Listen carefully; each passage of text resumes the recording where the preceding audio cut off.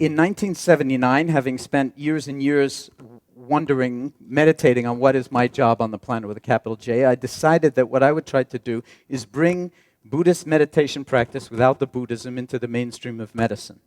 And the reason for that was not because I was particularly interested in medicine, but it seemed like a skillful means. The real motivation was to transform the world in some way.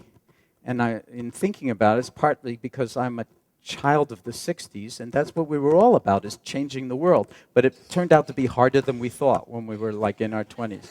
But I started like meditating on like, well, what would it take to actually change an institution, and actually wrote something when I was at MIT in graduate school on the sort of, called it the theory of orthogonal institutions. And I use that big word orthogonal because at MIT you have to use big words or they won't take you seriously.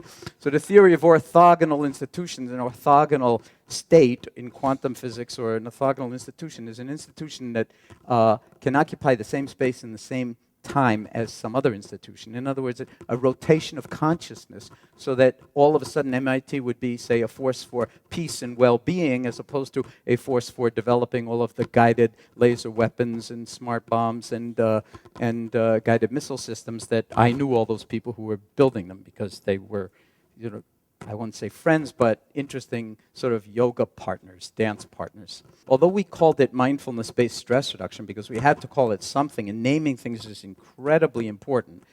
In 1979, 30 years ago, we couldn't call it the Mind-Body Clinic. That would have been like, you know, way beyond Berkeley even, you know, in terms of the Wawa, Lulu, Yahoo.